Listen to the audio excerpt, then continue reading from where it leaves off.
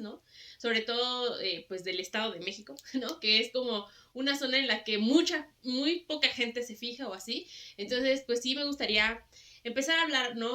Obviamente ya ahorita, pues estás en W Deportes, que es algo como que la gente o el ideal de muchos de nosotros es como llegar a un medio grande, ¿no?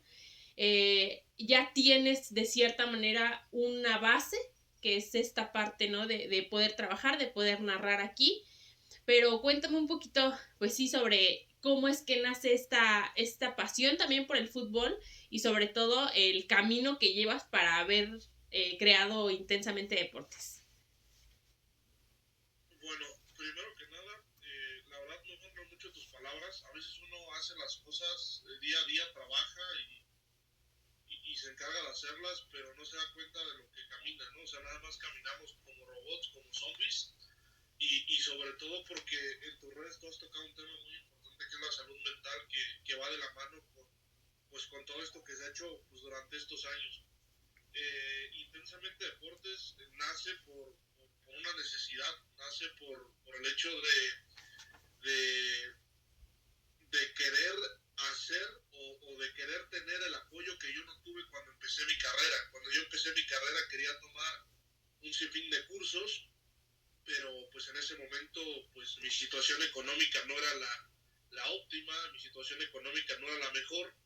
Entonces, la manera que yo me di cuenta de poder hacer esto era a través de hacer alianzas con amigos, ¿no? O sea, siempre creo que algo que me ayudó a crear intensamente deportes y algo que me ha ayudado a mi carrera es que nunca me ha complejado si alguien tiene más dinero que yo, nunca me ha complejado de la universidad que venga el compañero, si es de paga, si es de UNAM, si es una de las mejores universidades del país. Yo siempre he tratado en buscar en hacer equipos. Entonces creo que eso me ayudó porque en lugar de yo acomplejarme o sentir envidia, yo decía, bueno, si tú sabes editar, ayúdame a editar, yo sé narrar, yo te puedo ayudar a narrar, tú me ayudas a editar, y los dos ya vamos a saber hacer eso.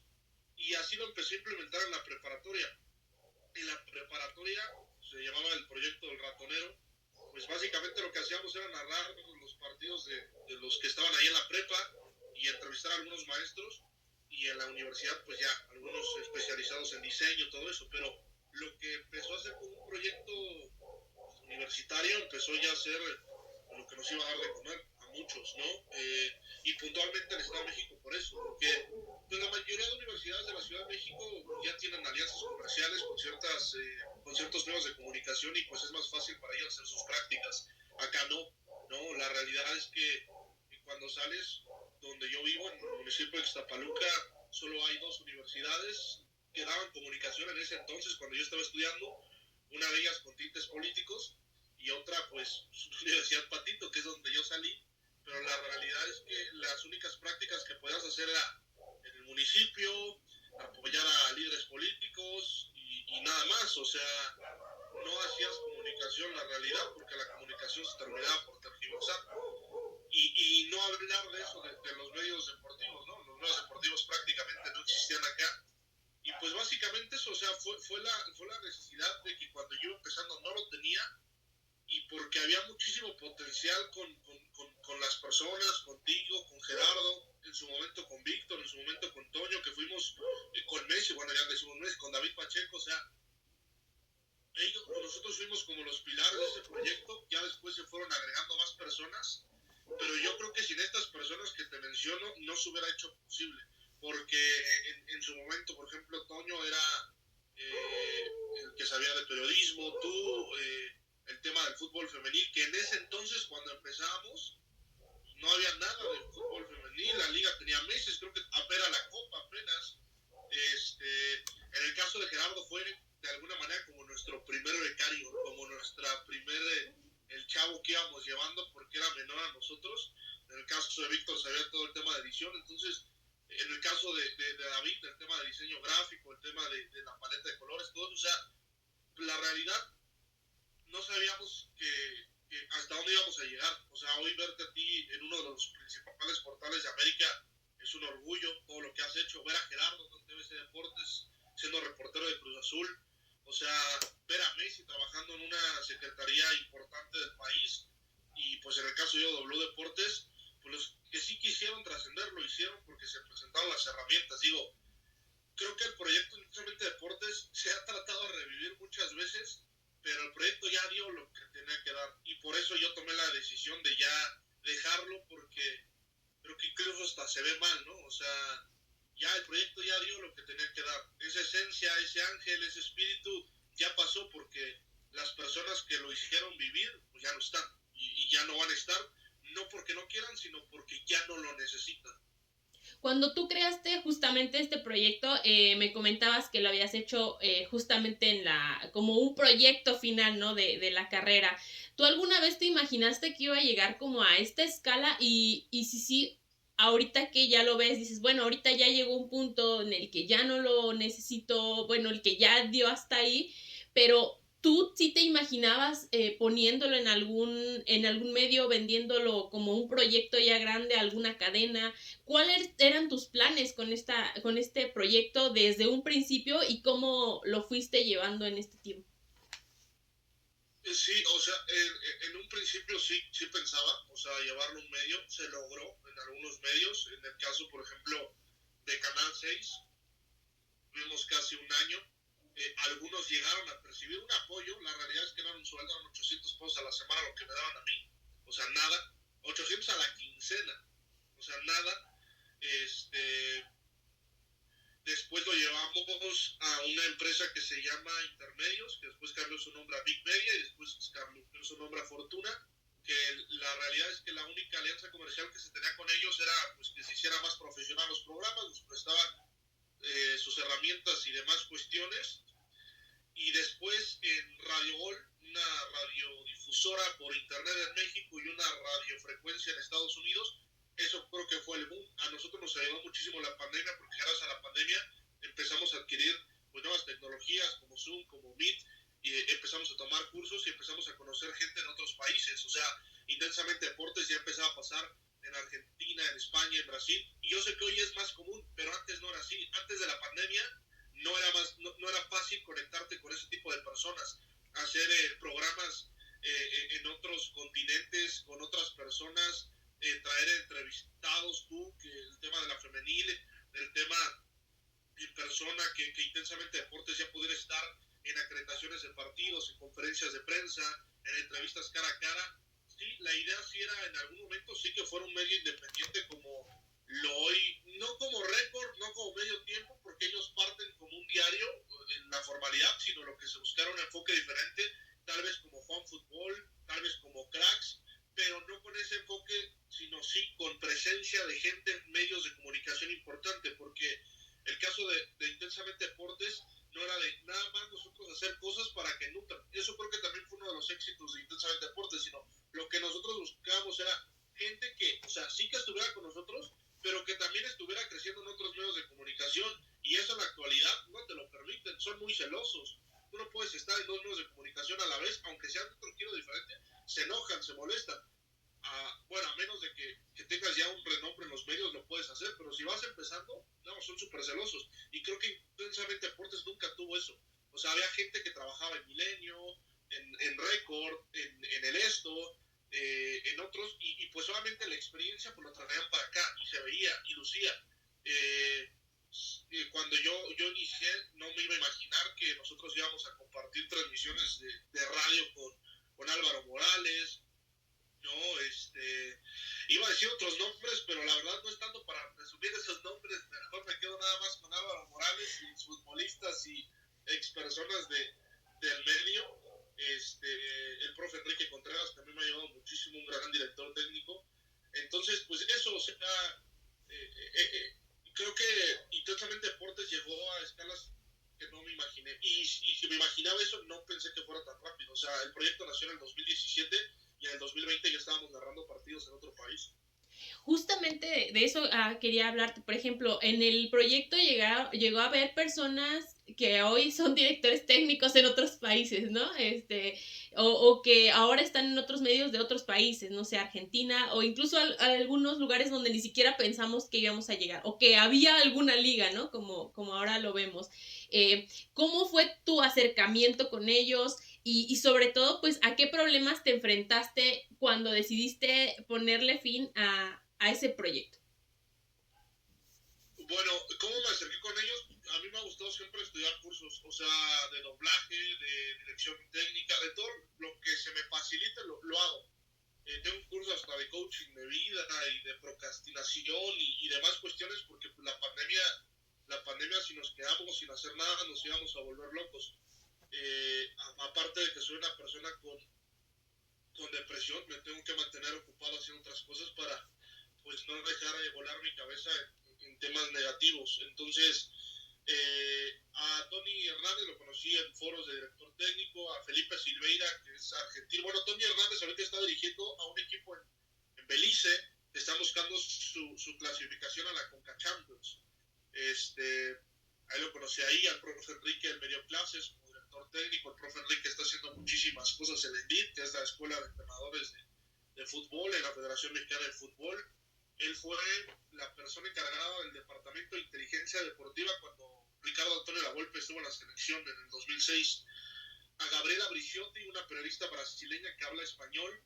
Ella está en BetScore, algo así, una plataforma como de contenido. Entonces, en esa parte, pues fui conociendo en foros, en cursos, en grupos de WhatsApp, en grupos de WhatsApp internacionales, o luego nos encontrábamos en redes y ya empezábamos como a asociar, pero yo veía que muchos nos invitaban a hacer su colaboración y los dejaban ahí, ¿no? Yo les decía, vamos a ser parte de, así tengas 5 minutos, eso también es uno de los éxitos, intensamente, tengas 5 minutos para dar el proyecto, bueno, esos 5 minutos para nosotros no van a ser valiosos, no importa lo que tú puedas aportar, un diseño, una imagen, un post, un link, lo que sea, va a ser valioso, porque estamos generando una red de apoyo.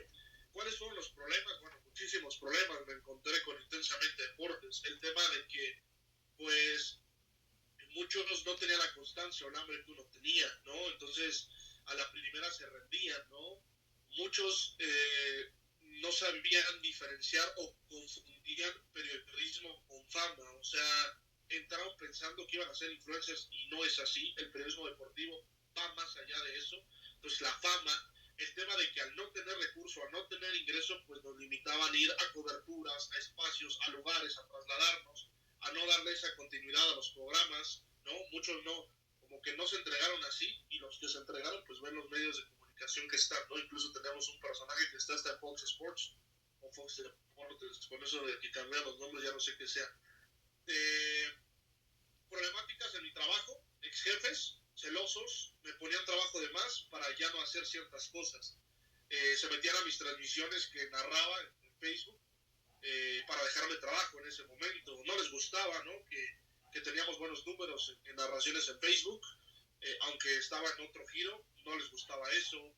Ese celo en los trabajos como de, sí, güey, pero pues es en Facebook, es en redes. Bueno, entonces, principalmente, sí, llegué, no como tal a recibir amenazas directas, pero sí como entre líneas se puede leer eso de, si sigues ahí, no vas a seguir acá, ¿no? Entonces, pues sí, esa parte y puntualmente, bueno, algunos integrantes que se llegaron a ir, pues inventando cosas que, pues como no éramos famosos, hay que decirlo, pues no tuvo la dimensión que ellos pensaron que iba a tener. O sea, el proyecto en conjunto sí fue reconocido en la zona metropolitana de la Ciudad de México, en algunas partes de la Ciudad de México, pero no era tanto así como para que pensaran que iba a llegar la prensa rosa a decir, oye, el abuelo te hizo esto y eso. No. Entonces, esas fueron como las principales problemáticas. ¿Y por qué se decidió terminarlo? La verdad, a mí me costó. Soy una persona que le cuesta trabajo decir adiós. Y por eso tengo todavía muchas amistades desde la infancia. Yo me esforcé todavía hace un año y medio. Queríamos lanzar la iniciativa de transmitir partidos de copas, ¿no? De la FA Cup, de la Carabao Cup, copas, ¿no? Que no necesariamente fueran de liga, pero no se pudo. Ya somos diferentes, hemos cambiado, y al final de cuentas, la primera vez que se puso en pausa esto, pues fue porque yo me alejé de los medios de comunicación 3 meses. Estaba pasando por una situación personal muy complicada, el tema de mi salud mental, y decidí alejarme de todo. O sea, yo empecé a trabajar en esto a los 14 años, y hasta los 26 años fue la primera vez que me tomé 3 meses de vacaciones, pero así sin hacer nada, sin ver nada, sin nada. y descubrí, yo incluso ya había pensado en retirarme, pero descubrí que esto es lo que amo y que nací para esto y para narrar partidos y eso. Entonces, yo no quería que el proyecto terminara. Creo que el mismo Dios o el mismo destino hizo que se terminara porque ya estaba dando más de lo que no tenía yo para que pudiera seguir vivo este proyecto. Justamente, ahorita que también hablas de dar más de lo que tú tenías, ahorita me hablas de que tomabas tú cursos, ¿no? Para hacer esto. Con el pago de 800, ¿no? 800 pesos a la quincena, pues uno tiene que sobrevivir, ¿no? En el caso que tú me dices, Ixtapaluca es un lugar lejano a la Ciudad de México. Muchos cursos también se toman, antes de la pandemia muchos se tomaban a distancia, ¿no? Obviamente tenías que ir al lugar, muchos están en la Ciudad de México. ¿Cómo le hacías como para tener que costear esto? Y sobre todo, pues a lo mejor buscar estas oportunidades que tal vez se daban, pues a lo mejor por conocidos o así. Yo he trabajado de todo, o sea, desde que decidí, yo cuando era niño, a los 7 años fue mi primer trabajo, ayudaba a tirar la basura a los vecinos, entonces de ahí tenía recurso, llegué a ser chalán en un puesto de tacos, chalán en un taller mecánico, chalán en una peluquería, pero cuando ya dije puntualmente que me iba a dedicar a esto, como tal, como era menor de edad, no me podían contratar formalmente, entonces pues me daban apoyos, que tú sabes que los apoyos son en un box lunch y tus traslados, y ya no, ni siquiera había, ¿no? Entonces, yo a lo largo de esto, pues me empecé a hacer de varios amigos, y hacía de cualquier cosa, ¿no? Obviamente utilizando mi carrera, ¿no? Tu carrera, tú sabes que aprendes a tomar fotos, haces cosas de marketing, haces de cualquier cosa. Entonces, yo narraba partidos en las canchitas. Hoy que ya todos narran, hoy que ya todos, no, bueno, yo puedo decir que acá en Ixtapaluca, por lo menos, fui el pionero de los narradores de las canchitas. Hoy hay plataformas y cosas por el estilo, pero yo, o sea, narraba en las canchitas de acá, en competencias de atletismo, de boxeo, de natación, todo lo que se pudiera narrar, lo narraba los fines de semana y de ahí me daban dinero. Y también de repente pues hacía comerciales para changarros locales, cualquier cosa que tuviera que ver con medios de comunicación, era así como podía costear. Siempre estuve becado en mi universidad, yo fui en una universidad privada, siempre tenía que mantener un buen promedio para tener becas del 90%, casi 80%. Si yo bajaba mi promedio al 70%, para mí era incosteable poder estudiar. Como tengo buena voz, pues el municipio me jalaba luego para ser maestro de ceremonias o eso. Sí fui tentado muchas veces por un partido político de entrar con ellos, pero no, siempre mantuve la línea y yo creo que pues económicamente me hubiera ido bien, pero pues yo nunca he hecho esto por economía. Es curioso, pero es la verdad. Las oportunidades que se han prestado han sido por la pasión. Y pues sí, o sea, básicamente ha sido por eso. O sea, cualquier cosa que me salía yo la tomaba, pero sin importar lo lejos, porque llegué a estar en radios en Ecatepec, en Texcoco, en Nesa, en Coacalco, en la Ciudad de México, o sea donde me vean la oportunidad de tener un programa, un podcast, una narración o lo que sea, en Chimalhuacán, en Los Reyes, La Paz, o sea, yo iba sin importar el tiempo, entonces de ahí era la manera de poder ganar dinero. Ahorita también me comentaste sobre la parte de la pandemia, ¿no? Que es justamente el boom que tiene intensamente deportes. Pero hablas de otro tema también que es muy importante en la pandemia y es la salud mental. ¿Cómo cuando un mundo se paró, o sea, cuando la mayoría de la gente estaba pasando por temas de salud mental, que pues no podían ver a sus familiares, sufrían depresión, sufrían todas estas situaciones, ¿cómo es que tú ya contando también con este antecedente que tú tenías de pues ansiedad, de depresión, ¿cómo es que haces para ver en este problema como esa oportunidad de crecimiento? Pues mira, yo me di cuenta que, o sea, en la pandemia yo perdí, en ese momento trabajaba como jefe de comunicación social de un instituto del deporte en Chimalhuacán y estaba en el Canal 6 porque independientemente de que nosotros teníamos Intensamente Deportes, yo tenía que hacer notas y cosas de deporte local para el canal, recibía otro ingreso extra. Entonces, me da la noticia que Intensamente Deportes iba a pausa, que yo, más allá de una pausa, ya veía más o menos, hasta el día de hoy, así te digo, la falta de formalidad de medios de comunicación o gente que tiende. Hasta el día de hoy no he recibido un mensaje para decirme, oye, Intensamente Deportes ya no va en el canal 6. O sea, ¿ya cuánto tiempo tiene? Tiene casi 6 años que no va. Entonces, a mí me dicen, ¿sabes qué? Por la pandemia no pueden venir los sábados y domingos, porque los sábados y domingos, pues nosotros grabamos los sábados en las tardes, se va a utilizar para limpiar, ¿no? Se me fue la palabra. Pero bueno, el punto es que no me avisaron como tal, me dijeron, no va a haber. Y yo dije, bueno, pues vamos a seguir haciendo los programas, o sea, desde casa. Intensamente Deportes empezó en la cocina de mi mamá con una pantalla verde y con un tripié hecho, o sea, nada nos va a detener. Y más allá de yo de ver lo negativo, siempre he sido una persona que ha tratado de enfocarse en lo positivo, porque sabe que cuando tú te empiezas a enfocar en cosas negativas, es un camino que es difícil salir. Cuando tú te empiezas a inundar, cuando tú te empiezas a meter en ese lado oscuro, es un camino súper difícil de salir. Entonces yo trataba de ver el lado positivo, como de bueno, tenemos salud, tenemos estas herramientas, vamos a hacerlo, vamos a echarle y pues vamos a aprovechar este tiempo que tenemos la posibilidad, si nos apoyamos económicamente en esto, pues vamos a seguirle, vamos a darle. Mucha gente no sabe, e incluso mi propia familia me llevó a criticar eso, porque por ejemplo a conductores yo les daba sacos que ya no usaba, camisas que no usaba, parte de mi dinero, vamos a hacer unas tortas para todos, o sea, siempre yo nunca gané bien, o sea, tardó para llegar a eso, y ha tardado, pero cuando estuvimos en todo ese lapso,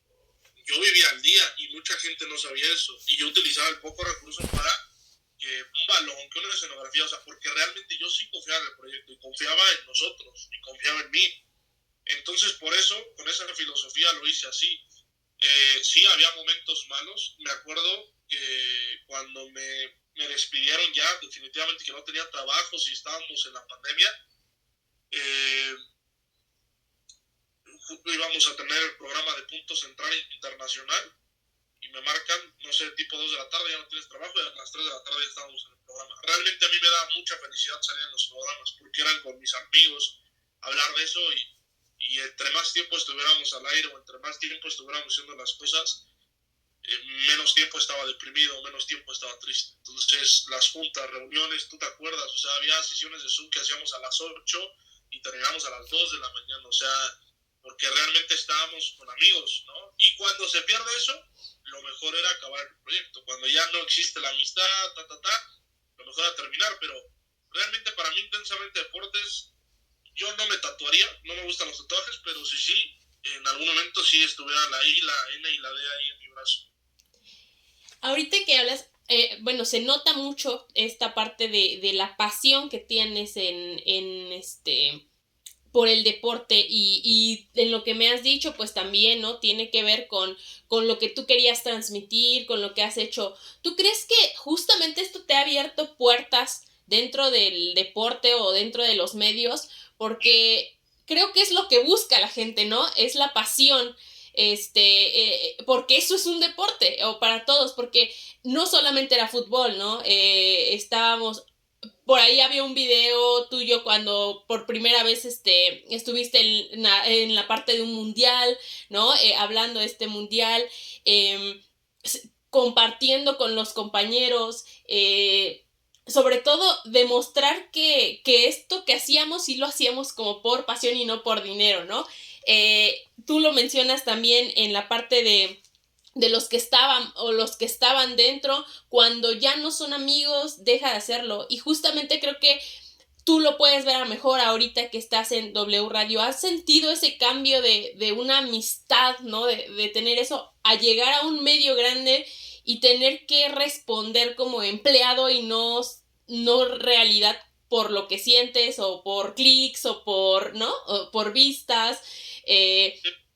¿Cómo has visto este salto también?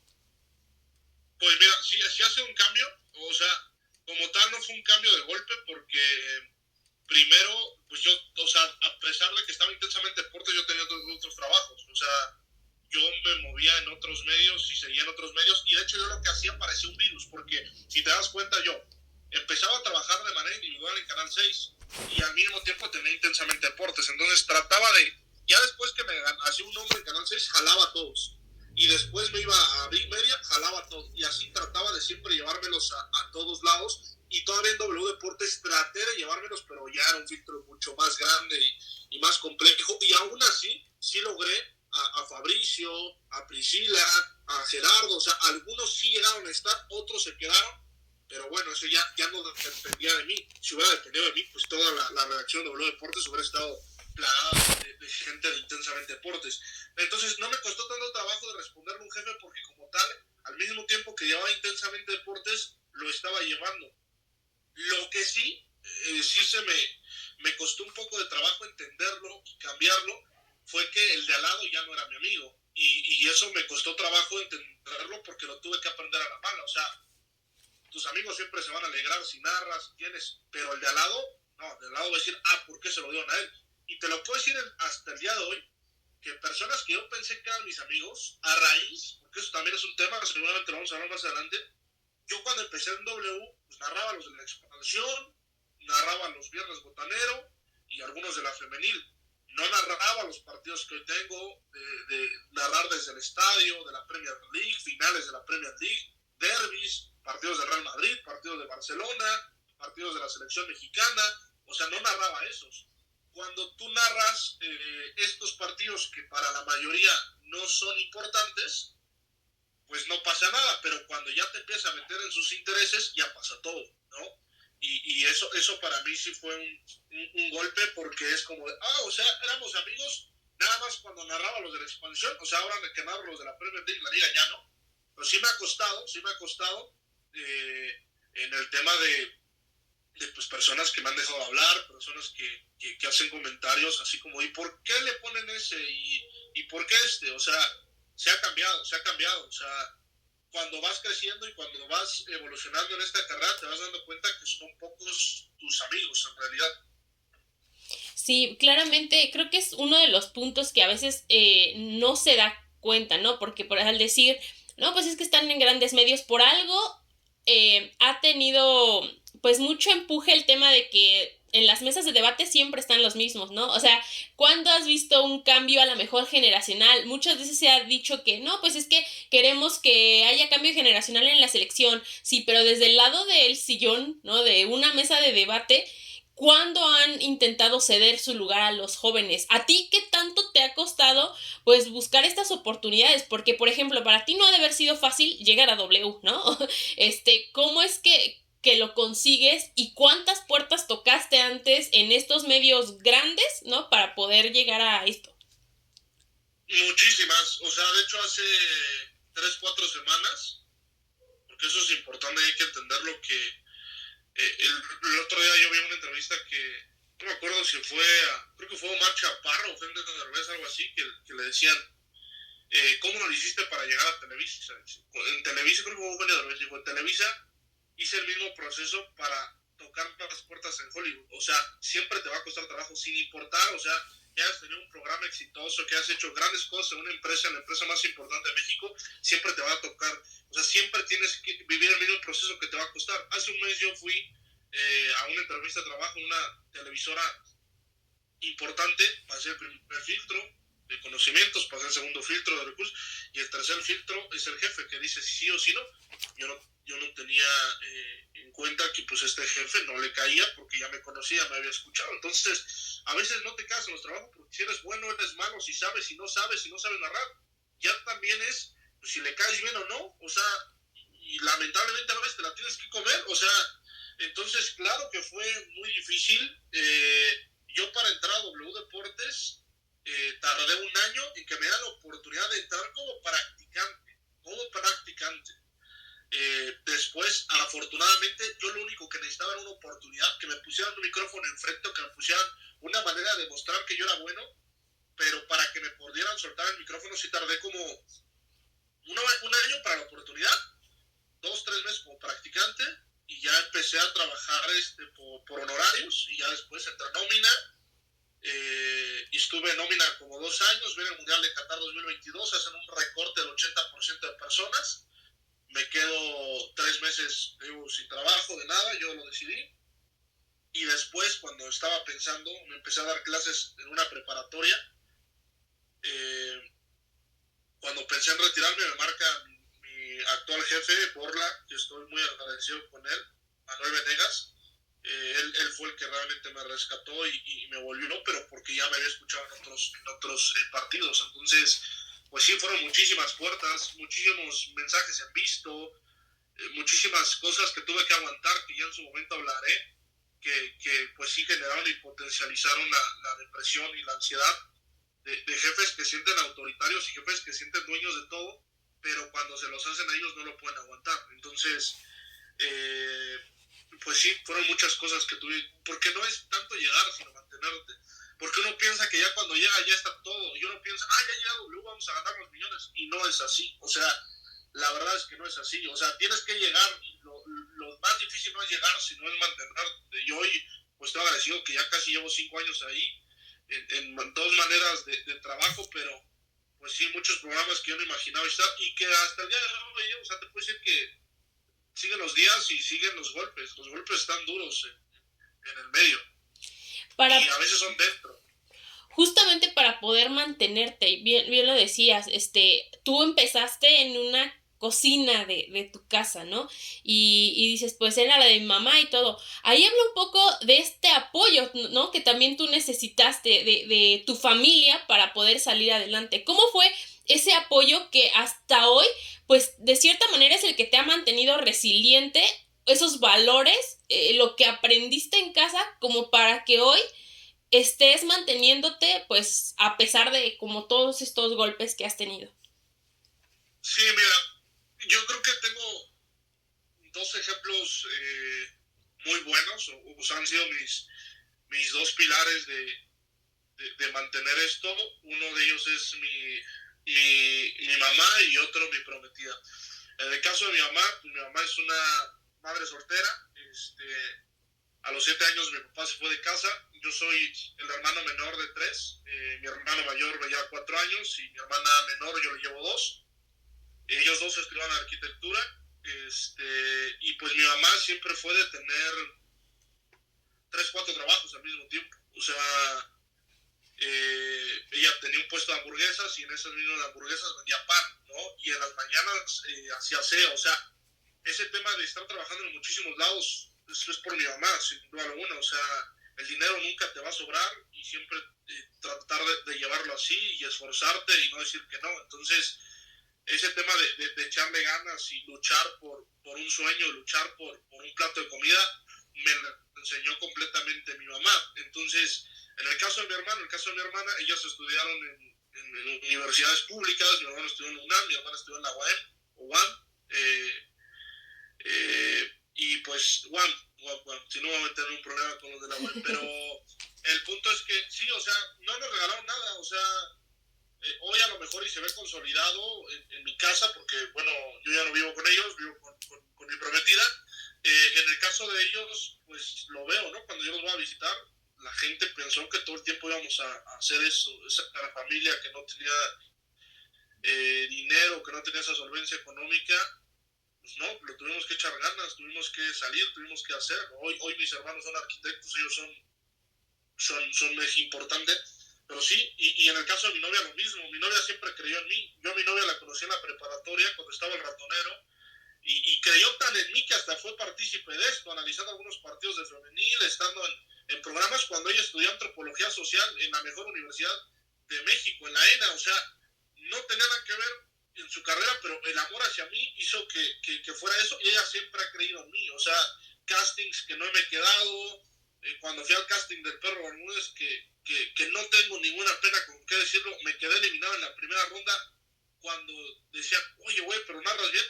Pues sí, pero hay que entender a la gente que a veces en los castings no es si eres bueno, si eres malo. Un casting no te va a definir. Lo que buscan los productores a veces son cosas que no se entienden. Entonces, el tema es intentarlo, el tema es irlo, el tema es hacerlo, y es así. Entonces, yo creo que estas 2 personas han sido las que más más me han apoyado, o sea, incluso mi novia ha tenido que poner de sus becas o de algo para pagarme cursos, para completarme cosas, para completarme pasajes. Es la persona que te puedo decir que desde mi primer programa de radio por internet, que fue en Los Héroes Ixtapaluca, en Hincha Radio se llamaba esa radio, escuchó el programa 1 y ha escuchado hasta las transmisiones que luego me tocan a las 6 de la mañana en W, o sea, transmisiones, programas, lo que sea, ella está pendiente 100%. Entonces, con esos dos apoyos, evidentemente, pues era casi imposible no poder lograr lo que hasta ahora se ha hecho. Perfecto, la verdad es que es muy interesante y justamente también ahí me gustaría dar paso como a la parte de salud mental, pero creo que esta cosa ya se va a acabar, entonces dame oportunidad de terminarla y te mando otro link para que podamos seguirla, ¿vale? Vale, perfecto. Sí, gracias. Okay. Pues mira, retomando un poquito lo que me comentabas, ¿no? Sobre el apoyo que has tenido, obviamente, pues de tu familia, los valores que has aprendido. Sí me gusta como esa parte de exponer, ¿no? El tema de las carencias que a veces uno como parte del Estado de México tiene, ¿no? Porque yo sé que hay mucho de la parte de minorías, ¿no? De que, pues, eres mujer, eres, de la comunidad, pero también está esta parte de cómo tenemos ciertos estereotipos, ¿no? La mayoría de nosotros que vivimos en el estado crecimos con la idea de justamente no va a haber un crecimiento, siempre te vas a quedar aquí, tú me lo decías, ¿no? Mis vecinos pensaban que siempre íbamos a estar así. ¿Cómo te antepones, pues, a esto? A pesar de pues tener condiciones pues complicadas porque pues trabajaste desde pequeño, ¿no? De ser esa figura tal vez paterna, ¿no? De tener que dar todo por tus hermanos. Pues como tal, no. No fui como tal esa figura con ellos porque siempre nos hemos rascado con nuestras propias uñas. O tal vez sí de proteger a mi hermana, pero mi relación con mi hermano es un tanto distinta porque no es como, yo no lo veo como un hermano mayor y yo me imagino que él tampoco me ve como un hermano menor. O sea, yo creo que nos vemos de la misma edad porque yo nunca tuve esa como esa protección del hermano mayor o ese apoyo, ¿no? Yo creo que nos vemos como de la edad, así lo pongo yo. O incluso hasta en algunos aspectos sí, yo como el mayor, pero él me lleva 4 años. Mira, a mí siempre me ha gustado ser como el antagonista de las cosas y yo creo que es como un mecanismo de defensa. Por eso me llevé muy bien con Álvaro Morales. No te puedo decir que fuimos amigos porque fue más como una relación de sensei-alumno, hasta que pues decidí ya cambiar mi manera de ver las cosas y el periodismo e inclinarme más hacia lo de hoy, que es Pepe del Bosque, que te puedo decir que Pepe del Bosque sí es mi amigo. Y no porque Álvaro no lo quisiera hacer, sino porque pues Álvaro tiene tiempos limitados, fueron escasas las veces que nos pudimos ver, pero para mí fue un sueño, pues una de las personalidades que yo tanto admiré en la prepa, poder ir a su casa, poder cenar con él, poder hablar con él, tener su número, el que me escuchara una narración y todo eso. Mira, yo desde niño siempre he sido una persona que pues le han tirado en todos los aspectos, en la escuela, en todo. Entonces, para mí ya era común, ¿no? E incluso ya era parte de como una especie, como si lo trasladáramos metafóricamente hablando, como los luchadores, ¿no? Como los técnicos y los rudos, así como, ya sé, o sea, mientras más me la mienten, más me va a gustar ganarles. Entonces, así ha sido, desde niño ha sido así. Por eso yo no odio tanto al Dibu Martínez, porque lo puedo llegar a entender por qué es así, ¿no? Por qué él es así, y si te vas a su historia, pues el Arsenal no confiaba en él y pues tuvo que capitalizarse así para poder ser lo que es hoy. A lo mejor a algunos no les gustará, pero pues también hay que saber la historia de las personas de por qué se convirtieron así. Y cuando yo conocí a Pepe, y conocí a los de Catenaccio, Oscarito, Beto, Memo, Zurita, Fo, a todos los de Catenaccio, mi vida cambió. Y de verdad, muchos más en burla, pero la Premier League me salvó la vida, literal. La Premier League a mí me salvó la vida. O sea, y yo decía, ya no, o sea, ¿a poco el periodismo en nuestro país nada más es hablar de estupideces, enojarse, pelearse? Y yo dije, yo no quiero ser como Álvaro, porque a mí el día de mañana si voy a tener un hijo, una hija y estoy caminando en una reunión, no me gustaría que me mentaran mi madre, un güey random, o me dijera, chinga tu madre, arriba las Chivas o cosas así, no. Y entendí que la Premier League es otra cosa diferente, es una historia, una cultura, cada equipo tiene su canción, los artistas le van, ahorita que está toda esta onda del Manchester City Oasis, los Beatles, Jake Bogg, o sea, todo lo que está dentro de la Premier a mí me cambió. Entonces, ¿cómo le pude ganar, ¿no?, a estos vecinos, o cómo le pude ganar a toda esta negatividad? Burlándome, o sea, échame más, o sea, incluso te voy a compartir algo, y por eso digo que yo creo que el fútbol, no solo la Premier League, el fútbol me salvó la vida, porque cuando pasó todo este proceso, cuando fue el tema de, llevo tanto tiempo diciendo, no, me voy a esperar para comentarlo, pero creo que es evidente, la gente ve las fotos, cuando yo estaba en W llegué a pesar 150 kilos, o sea, la primera faceta que estuve con ellos, cuando me corren la primera vez, y espero que sea la última,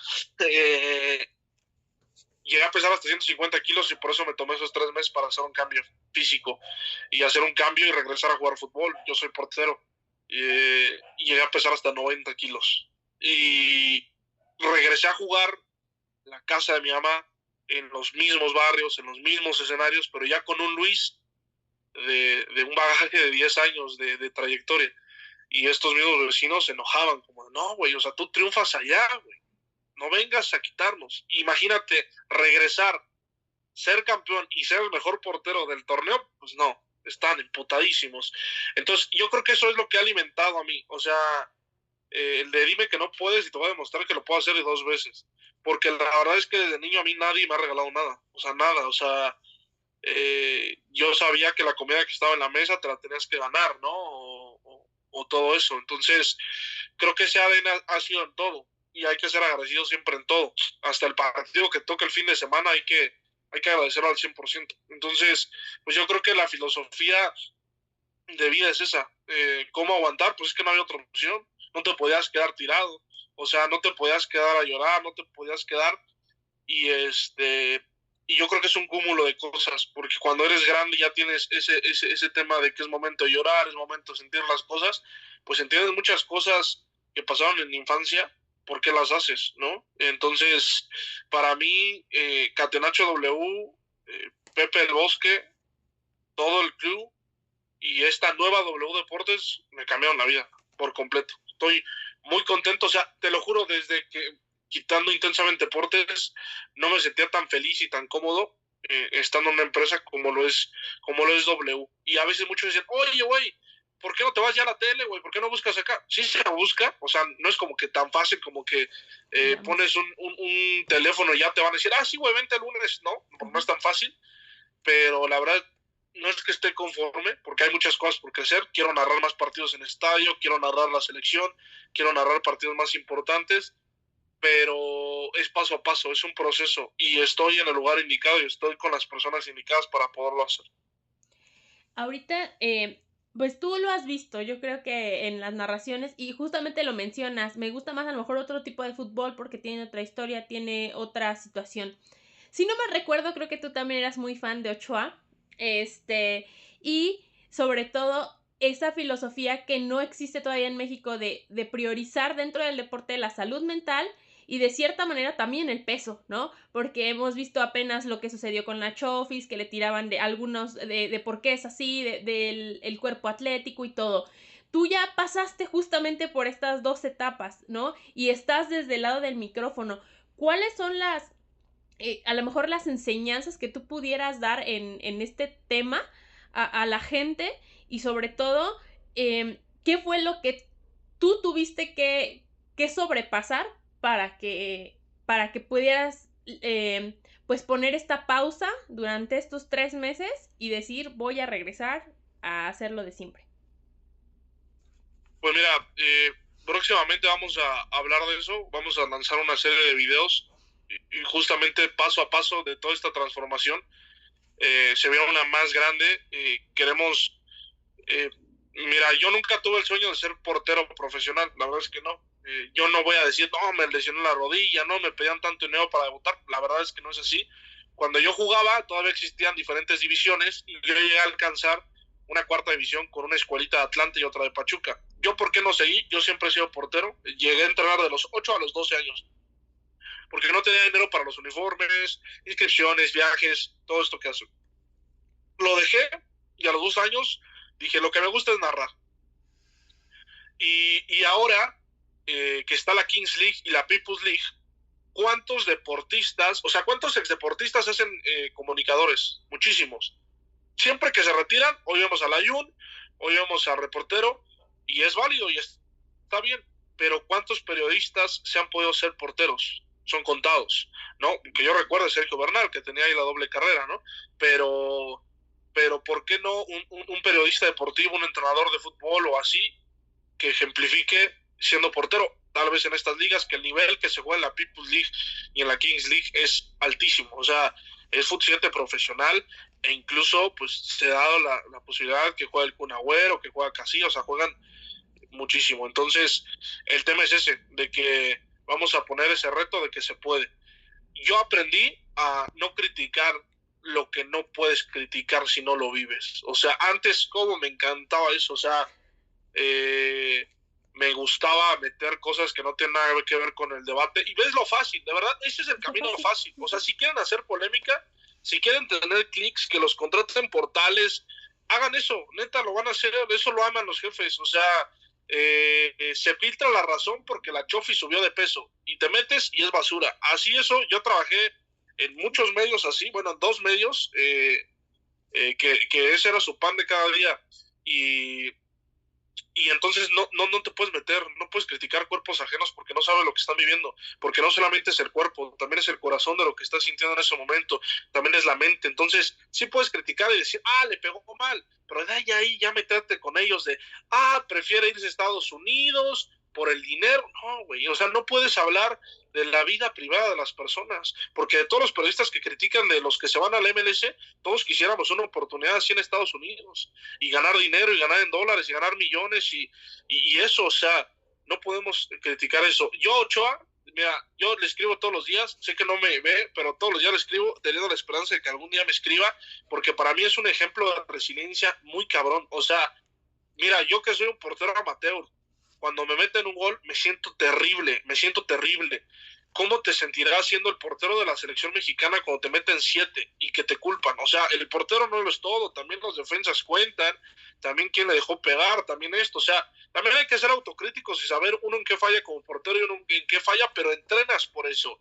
Yo de verdad no sé tanto odio que se le tiene, porque ya nada más se le critica por criticar, ¿no? O sea, dicen, es que no sabe jugar de manera aérea. ¿Cuántos porteros de su generación saben jugar de manera aérea? Los porteros han evolucionado, pero eso ya es otro tema. Es meternos ya en tema de porteros, que me gusta y con gusto poder hablar de guantes, porteros, estilos y demás. Pero, o sea, Ochoa tiene una familia, Ochoa tiene hijos, Ochoa tiene una esposa. No es como que nada más se tenga que manejar él por las decisiones que sea, o por las que quieren los fanáticos de regresa a la América, ven a la Liga MX, ve a la MLS. No, güey, o sea, él tiene su vida, él toda su vida, o sea, desde los 17 años o más, porque empezó más chico, pero desde los 17 años que Adolfo Ríos le dio la oportunidad de ya dejar el hueco en el América, ha tenido la oportunidad de no ver a su familia, porque eso no me dejarás mentir, es de los jugadores que casi no piden vacaciones. Termina su temporada y se viene concentrado a selección. O sea, ¿cuántas festividades se ha perdido para que un cabrón desde un sillón diga, es una coladera? No, es mismo Manuel Neuer, el mejor portero de la historia, lo ha reconocido, otros porteros lo han reconocido, en Brasil lo aman, o sea, la FIFA. En otros países, la FIFA llegó al ABC Fútbol y ya es el capitán del equipo. O sea, lleva 3 partidos. No es un equipo importante, hay que decirlo. Es un equipo nuevo, tiene 5 años, pero lleva 2 partidos sin gol. Y con los que recibió fue contra el Sporting de Lisboa, pero sacó un buen. Entonces, no, o sea, para mí, no, o sea, si nos dedicamos a esto, no nos dedicamos a criticar personas. En general, el periodismo no es criticar situaciones, procesos, no la persona. O sea, no la persona, porque no es así. O sea, es por qué se dio ese tiro, mala estrategia, pero con argumentos, no meternos con la persona, y eso me ha enseñado, o sea, a mí me hubiera gustado poner una narración que hacía antes a una narración de ahora, y es completamente diferente. Si no tienes nada que decir y si dices, el partido es aburrido, pues cabrón, estudia, güey, la historia del estadio, la historia de los uniformes, los años, dónde estaban estos futbolistas. O sea, si el partido es aburrido, es porque el narrador lo hace aburrido. Exactamente. Ahorita que mencionas eso de las oportunidades también a veces que se dan en el medio. Por ejemplo, ahorita me recordó mucho a la parte de cuando estábamos en Intensamente Deportes, tu idea también de darle oportunidad a mujeres, ¿no? De crear un grupo de mujeres para hacer esto, ¿no? Hemos visto este tipo de críticas que tú mencionas mucho, ¿no? A Marion Reimers, de decir, ay, es que ella tal, y no hace esto y no hace el otro, y su forma de narrar no es la misma. Los partidos a veces de la Champions sí te dan, pero hemos visto últimamente que ya no, o sea, en unas fases menores no te dan, ¿no? Entonces es hablar de esto y de esas oportunidades que tú brindaste. ¿Qué podías ver en este lado de mujeres, tú creciendo como en la parte pues con tu mamá, ¿no? Que dices, tengo siempre esa figura femenina para dar paso a que estas nuevas generaciones dieran oportunidad en los deportes a mujeres, sobre todo también del Estado de México, porque muchas salimos de ahí. Sí, tú has visto, bueno, tú lo viste en el proyecto, que hubo gente que regañé, que expulsó el proyecto por publicar pendejadas, ¿no? En contra del feminismo, y no es que yo soy un aliado, porque la verdad es que cometo muchos errores y no me podría caracterizar así, pero si incomodaba la armonía del equipo, prefería expulsar a estas personas. Y en los equipos de fútbol es así también. Hay una persona que nos narra que yo se lo dije, tienes tarjeta amarilla, la siguiente te vas, porque hacen chistes, por ejemplo, no los voy a cambiar yo, ¿no? Yo no los voy a cambiar por mi historia, pero para mí sí me incomodan cuando dicen feliz día de la madre, padre, tanque de guerra, Iron Man, Para mí mi mamá lo es todo. Y para mí, si yo quiero celebrar a mamá, me vale madre lo que piensan los demás. Para mí lo es todo. Porque hay muchos matrimonios que han tolerado infidelidades con tal de que sigan juntos para que la gente diga algo. Yo, eso se me hace, bueno, cada quien es su historia y su proceso, pero en mi particular punto de vista, pues para mí eso de esos chistes que se hacen de una mamá soltera y eso, para mí sí me incomodan. ¿Por qué? Porque mi mamá es madre soltera. Y mi mamá nunca hizo ese tipo de cuestiones. Y aunque se hicieran, creo que son válidos, porque cada mundo es una cabeza. Entonces, para mí, pues, lo que yo quería era así. Había 3 pilares que yo representaba. Quieres, puedes y sabes, ¿no? O sea, yo siempre creo que les explicaba así. Quieres, puedes y sabes. Si sabes hacer las cosas y quieres, puedes hacer las cosas. Si puedes hacer las cosas, pero no sabes hacer las cosas, nosotros te capacitamos para que sepas hacer las cosas. Pero si no quieres, aunque sepas y puedas, no las vas a hacer. Entonces yo creo que siempre el querer es poder. Y si la gente quería narrar, si la gente quería documentar, si la gente quería exponer temas de fútbol femenil, si la gente lo quería hacer, nosotros estábamos aquí para brindar.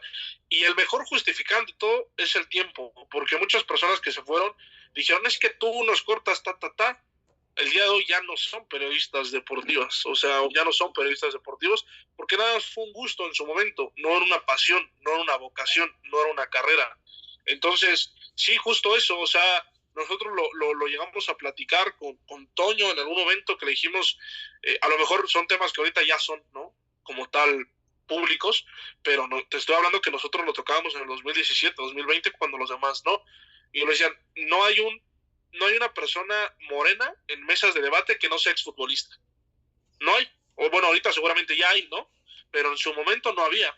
Y le digo, sí, no hay una persona morena que no sea exfutbolista que no esté en una mesa de debate. Y yo le dije a Toño, tú puedes ser ese primero. Échale huevos, vamos, prepárate. Tú puedes ser esa primera persona. Y bueno, ahorita pues ESPN ya lo hace a raíz de que fue esta competencia donde México le ganó a Estados Unidos, y el discurso que también dio Álvaro, que ya haya mujeres en los debates. Nosotros lo hicimos. Nosotros poníamos debates a mujeres en nuestros programas de debate, y eran debates fuertísimos, o sea, nos dábamos con todo, y lo llegamos a hacer. Y para cerrar eso que me preguntas, pues sí, seguimos siendo un país machista, honestamente. Y el ejemplo claro está en que Mario, que sabe muchos idiomas y que sabe muchas cosas, se le critica, y a Raúl Orbañanos, que no sabe ni hablar, no se le critica, hasta se le ve como risa. Lo que acaba de pasar con Georgios, ¿no? Se le hace divertido, les da risa, y ya lo demás, con lo de Marion es cualquier cosa que diga, vamos a tirarle. Cuando Marion se ha preparado en otros países, ha ido a otras escuelas, y Raúl Orbañanos no. Y a Raúl Orbañanos lo vemos como una institución. Entonces, claro que hay un machismo selectivo a ciertas cosas de hacer y no hacer. Incluso, por ejemplo, Majo, que llegué a colaborar con ella cuando fue el Mundial, nos decía, a veces yo estoy narrando y piensan que es Majo, y a Majo le tiran, y Majo está de vacaciones, o Majo está haciendo otra cosa, porque nada más tiramos por tirar, hablamos a lo imbécil, honestamente. Entonces, pues ese tipo de cosas nosotros no lo hacíamos. O sea, incluso hasta queríamos implementar narradoras, pero ya era un proceso que se tenía que hacer. ¿Por qué? Porque si las capacitábamos, no las mandábamos al ruedo, era de no, poco a poco, clases de locución, clases de improvisación, y ya después seguimos con la narración. Sí, justamente ese era un tema también importante para cerrar. Y a mí me gustaría, pues, terminar con dos preguntas que tal vez no mucho tienen que ver con el deporte, pero sí mucho con la persona que eres. La primera sería, ¿por qué el abuelo Vázquez, ¿no? O sea, toda la gente te ve y va a decir, no, es que, no, pues si era joven, cuando empezó todo eso, ¿por qué el abuelo? Ese tema que todavía de decir, de ponerte un sobrenombre, de tú darte ese crédito, ¿cómo es que lo tienes? Pues mira, yo antes trabajaba en una radiodifusora bueno, no era radiodifusora, era una radio por internet, que tenía unas bocinas. Estaba justamente en una plaza en el área de comidas. Entonces, en el área de comida, cuando yo estaba haciendo un programa, pues mi programa se escuchaba. Y pues tú ves que cuando empiezas en una radio, tú te produces, tú te haces, tú mandas tu música, tú todo, ¿no? Entonces yo estaba haciendo mi programa, y saliendo, pues siempre la gente se me quedaba viendo esperando que iba a salir un señor, ¿no? Yo tenía en ese entonces como 16 años, 17, y me decían, yo siempre me iba de traje, hoy ya me eché más fodongo, pero iba de traje, corbata, y a veces también me llevaba chalecos. Es que tú te ves un señor. O sea, incluso una vez Chessman me dio un pierrotazo pensando que era más grande, y me lo dio a los 17. Entonces, no, y se me quedó así como, es que tú eres como de antes, ¿no? El abuelo. Y aunque hoy ya no sé como antes, ya soy otra cosa diferente, ya se quedó. Y muchas veces, pues ayuda, porque no se acuerda de tu nombre, tu apellido te lo cambian, entonces pues ya ha ayudado. Y aunque yo quiera, pues ya, mira, Álvaro me dice así, Rosique me dice así, Pepe me dice así, pues ya todos me dicen el abuelo. O sea, es difícil ya quitarlo, es difícil, pero no me molesta. Digo, a lo mejor y cuando esté grande ya me va a molestar, pero pues, no me molesta, porque incluso hasta el mismo abuelo Álvarez, el de tiro con arco, lo llegué a conocer, y fue eso. Bueno, que a él sí le enoja, sí le enoja el que le digan así, porque a él sí le dicen porque parece anciano, ¿no? O sea, a él sí le tiran por eso. A mí no, a mí yo ya había tenido eso, y pues se me quedó, y pues la gente se impresiona incluso en radio como de saludos al abuelo, saludos al señor abuelo, y me hablan usted, y no saben que pues no, tengo 27, pero sí, pues surgió por eso, porque la gente me escuchaba y pensaba que era alguien más grande por la manera de vestir, por la manera de hablar, y porque todavía yo me llevaba a las cabinas los periódicos. Yo era muy fan del Récord antes de que desapareciera, su forma física, y siempre me llevaba mis periódicos. Creo que te llegó a tocar a ti también en los programas que llevaba mis revistas o periódicos y subrayaba lo que iba a decir. O sea, entonces ya era como muy antiguo eso, y pues se me quedó esa parte. Esta última pregunta tiene que ver también un poquito con eso, con lo que he podido percibir y sobre todo lo que nos has dicho.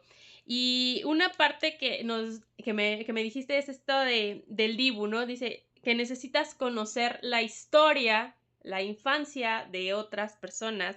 Y aquí me llama mucho la atención, por ejemplo, ahorita que estábamos hablando, los muñequitos que tienes detrás, ¿no?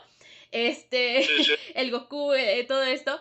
Y hablar de esa parte de ese niño que tuvo una infancia, que tiene una infancia y que a la vez es proyectado en televisión, en radio, en todo esto, como un adulto, como esta parte de el Sí, sí. abuelo y la presencia que tú tienes. ¿Cómo ha sido esa transición y el gusto, tu gusto claramente pues por esto, ¿no? Mira, este cuarto es el cuarto de mi cuñado, ¿no? Pero toda esa colección de atrás sí es mía, de Batman. Eh, yo nunca he dejado de ser niño, honestamente. Me gusta coleccionar Funkos, muñecos, sí me gusta coleccionar todo. Tengo una colección de guantes de portero y Batman me gusta demasiado, me gusta demasiado también el Capitán América y todo eso. Y nunca lo he ocultado, ¿eh? O sea, siempre trato como de publicarlo, de subirlo en los programas que luego llevo a hacer Zoom, los acomodo y todo eso, porque es que creo que nunca dejamos de crecer, honestamente. Si el día que yo deje de divertirme por hacer esto, pues no lo voy a hacer. Sé que a ti también te gusta coleccionar y todo eso, y pues no, o sea, no tenemos que dejar de ser niños. Yo creo que eso es la verdad. Tenemos que siempre divertirnos en lo que hacemos. O sea, necesitamos disfrutar, necesitamos vivir. Y si eso lo podemos hacer mediante nuestro trabajo, pues qué mejor. Entonces, pues a mí me gusta siempre llevar eso. Incluso luego en las narraciones les pregunto cosas. No, oye, ¿ya viste la película de tal y esto? Y eso porque pues al final de cuentas la gente que nos escucha no está seria, la gente que nos escucha para entretenerse, la gente que nos escucha es para hacer conversación, y eso es lo padre. Hay gente que me ha escrito en el WhatsApp de W y que me ponen, a mí no me gusta el fútbol, pero nada más porque va a estar tú, lo voy a escuchar, ¿no? Porque tratamos de hacer una transmisión amena. Es complicado, por ejemplo, porque Luis García y Martinoli pues se conocen y siempre los ponen. Acá en W hay muchísima rotación, entonces puede que te pongan un compañero una vez, después otro y así. Es complicado pues mantener porque cada persona tiene su propia personalidad y manera de ser, pero tratamos de hacerlo ameno. Y es importante siempre divertirnos y nunca dejar de ser niños. Pues muchas gracias, amigo. La verdad es que esto es un poquito de conocer algo más allá, ¿no? Del deporte. Era claramente, pues como te lo comentaba, no es justamente, muy poco tuvimos que hablar, ¿no? Justo del fútbol, de lo que hemos hecho, pero tiene que ver con esta parte social que conlleva, ¿no? Tal vez nuestra profesión y sobre todo, pues nosotros que estamos detrás a lo mejor de alguna pluma, de una computadora, de algo que al final va a transmitir. Me gustaría saber si tienes algo más que te gustaría decir o hablar sobre esto. Pues mira, a mí sí me gustaría, o sea, en algún momento, obviamente en los videos que estoy, no lo podría decir porque no tendría tanta masividad y creo que me generaría más problema de lo que sería, pero sí me gustaría hablar y sobre todo es una reflexión a todos los que se quieren dedicar a esto, a lo que pasó a André Marín. André Marín en algunas entrevistas decía que en esta carrera tienes que dormir con el teléfono en la almohada y con el pasaporte en la mano. Y literal, o sea, él murió por esta carrera. Y yo sé que a veces se nos ha romantizado eso de ponerse la playera, trabajar horas extra, no tener fines de semana, perderse reuniones, incluso algunos periodistas, creo que hasta José Ramón llegó a decir, yo me perdí el nacimiento de mi hija, algo así. Yo creo que a los jefes les encanta escuchar eso y es como, qué chido. Yo he entendido que no todos los jefes son así. Puntualmente, un jefe que tengo que es en Portal, que además es mi primo, Ángel Mendoza, y Borla, no trabajamos, no vivimos para el trabajo, o sea, trabajamos para poder vivir bien. Yo sé que los malos sueldos, yo sé que eso, todo eso, pero hay tantas personas que de verdad se mueren, o sea, que se hace común eso de, él se jubiló y murió. O sea, los 2 días que se jubiló, murió. Y lo de André Marín, en nosotros, que es nuestra carrera, creo que sí es como de tranquilos, o sea, todo a su tiempo. O sea, es mejor trabajar bien que trabajar mucho, potencializar lo que trabajamos y trabajar con una estrategia.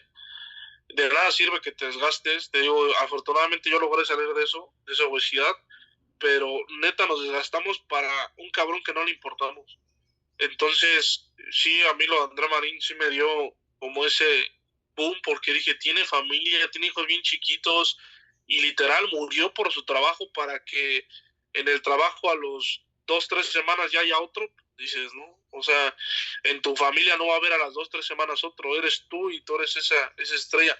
En los trabajos sí eres sustituible, sí eres reemplazable, en las familias no. Exacto. Sí, la verdad es que es un tema también que mucho me ha llamado la atención. Yo cuando vi también esa parte, ¿no? De que pues empezó muy joven y todo este tiempo, pues sí te pone a pensar porque muchas veces no hay descanso para un periodista en general, ¿no? De comunicólogos no hay descanso, ¿no? Porque tienes que estar aquí 24/7, pero en realidad sí es algo que tenemos que trabajar porque ha habido, pues sí, muchos casos, ¿no? De, como dice, salud mental que a veces te afectan. Yo creo que a un Álvaro Morales no le es tan padre, o sea, a lo mejor como personaje un tiempo sí, pero en el día que amanezcas de malas, en el día en que amanezcas triste, que alguien te la mienta en la calle, pues no va a ser lo más ideal, ¿no? Entonces, este tipo de cosas también se tendrían que normalizar ahora pues con redes sociales y todo, pero en verdad te agradezco por este espacio, por tomarte el tiempo de hacer y que la verdad una historia muy diferente tal vez a la que muchos conocemos.